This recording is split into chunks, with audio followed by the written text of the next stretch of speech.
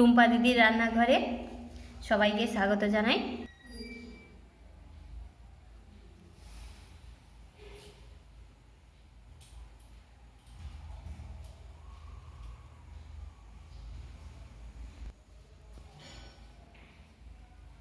দেখুন এবার আমাদের মাছ ধরা হচ্ছে।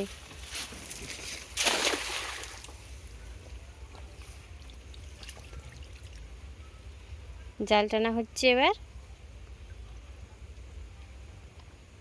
জাল ওঠানো হচ্ছে।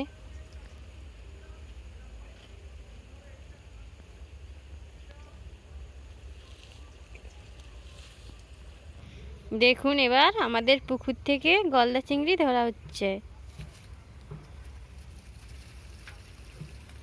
চলে এসছে,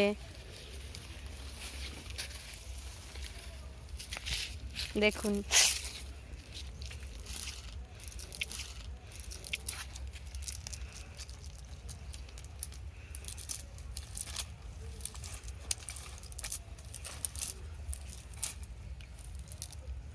পড়ে গেছে তিনটে।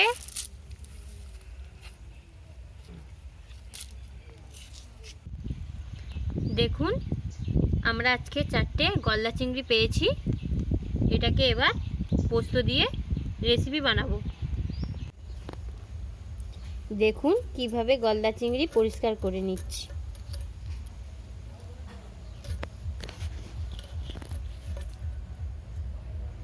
এর মাথার মধ্যে যে খাবারটা থাকে সেটা পরিষ্কার করে নিচ্ছি। এটাকে এইভাবে পরিষ্কার করে নেবেন।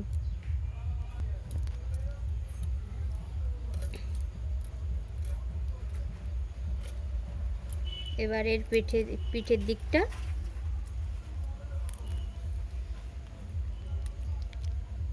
এই যে কালো,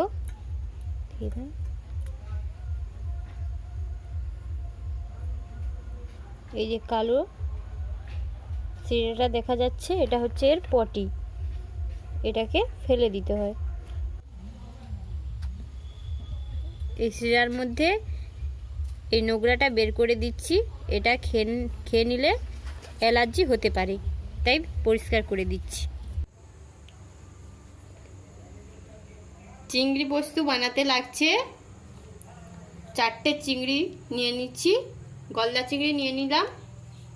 আর লাগছে 2টো তেজপাতা, পোস্ত, গোটা গরম মশলা, হলুদ গুঁড়ো, লঙ্কার গুঁড়ো, লবণ আর গোটা জিরে। আর লাগছে বড় একটা পেঁয়াজ, মাঝারি সাইজের টমেটো, পরিমাণ মতো রসুন, পরিমাণ মতো আদা আর 4টে কাঁচা লঙ্কা। এবার আমি লবণ আর হলুদ গুঁড়ো দিয়ে মাছগুলো মাখিয়ে নিচ্ছি।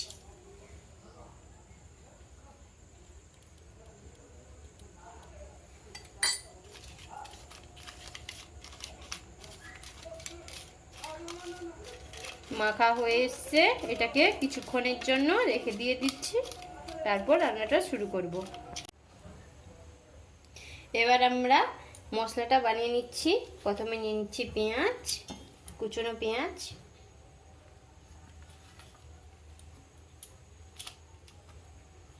এবার নিয়ে নিচ্ছি আদা পরিমাণ মতো,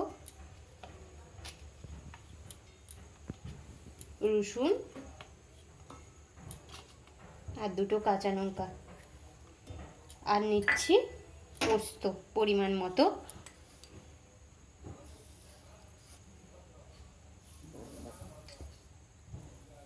দু চামচ কি আড়াই চামচ দিলেই চলবে। পরিমাণ মতো জিরে, গোটা জিরে দিয়ে দিচ্ছি।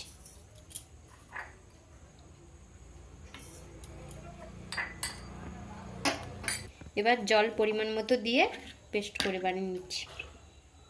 এবারে মিক্সিতে পেস্ট বানিয়ে নিচ্ছি। দেখুন পেস্টটা খুব সুন্দর তৈরি হয়ে গেছে। এবার আমি মাছটাকে ভেজে নেব। গ্যাসটা জ্বেলে দিয়েছি। কড়াই এবার আমি তেল দিয়ে দিচ্ছি।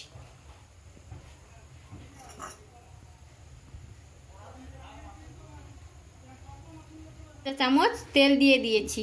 তেলটা এবার গরম হয়ে গেছে, এবার আমি মাছটা ভেজে নেব।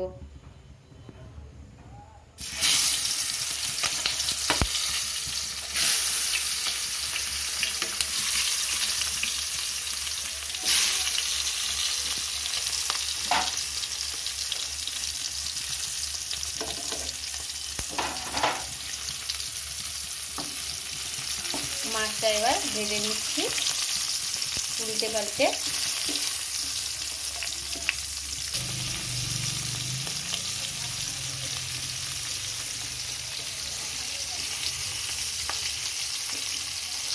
দুদিকেই লাল হয়ে এসছে, এবার আমি উঠিয়ে নেব।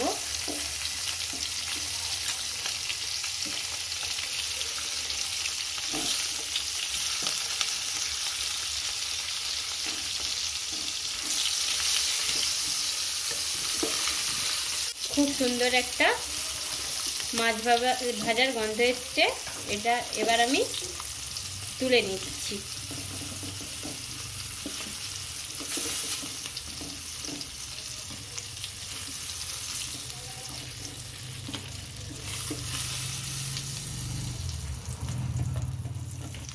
তুলে নেওয়া হয়ে গেছে। কড়াইতে তেল আছে, এতেই আমি চিংড়ির রেসিপিটা বানাচ্ছি। এবার আমি গোটা গরম মশলা দিয়ে দিচ্ছি, এতে গোটা এলাচ, দারুচিনি, লবঙ্গ, দুটো তেজপাতা আর গোটা জিরে। এটা লাল লাল হয়ে এসছে, এবার দিয়ে দিচ্ছি টমেটো।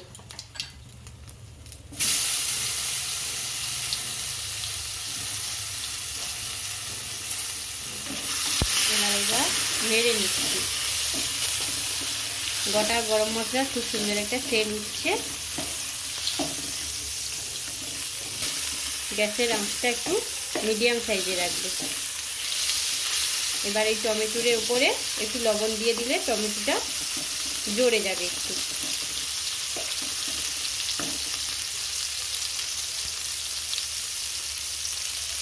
মাছে লবণ দেওয়া আছে, তাই পরিমাণ মতো লবণ দিয়ে দিবেন।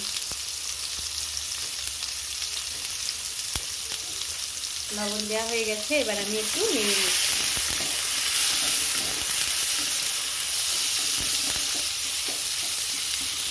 টমেটোটা খুব সুন্দর ভাজা হচ্ছে।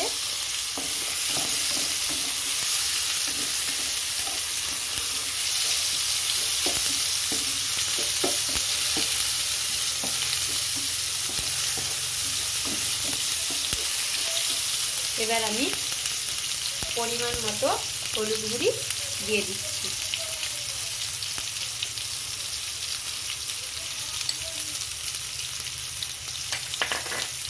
তারপর লঙ্কার গুঁড়ো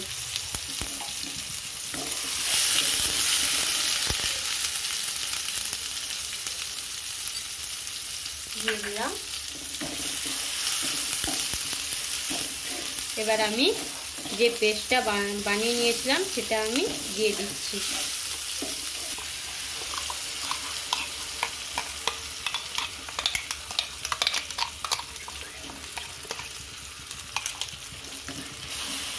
এবার আমি এটা নেড়ে নিচ্ছি। এরপর একটু পরিমাণ মতো জল দিয়ে দেব।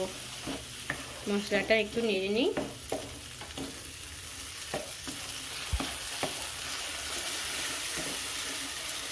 মশলাটা এবার ভাজা ভাজা হয়ে এসেছে, এবার আমি জল দিয়ে দেব। কালারটা খুব সুন্দর এসছে।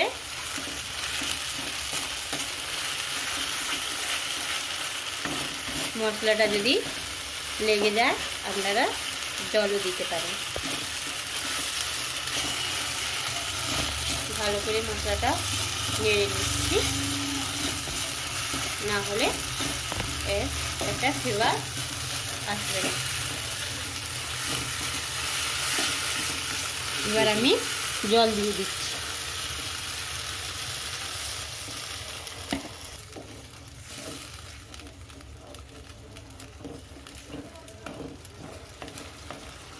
গ্যাসের আঁচটা খুব কমিয়ে রান্নাটা করবে।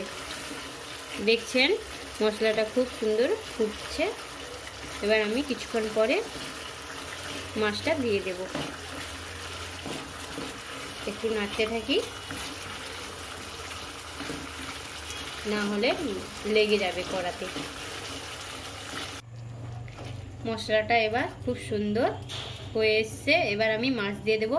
আর মশলাটা ভালো করে নেড়ে নেবেন, না হলে আদা গন্ধটা রয়ে যাবে। এবার আমি মাছ দিয়ে দিচ্ছি। মাছটাকে এদিক ওদিক করে মশলাটা মাখিয়ে নিয়ে একটু ফুটিয়ে নেব। আর বেশি ফোটালে মাছটা শক্ত হয়ে যাবে, তাই একটু ফুটিয়ে নিচ্ছি।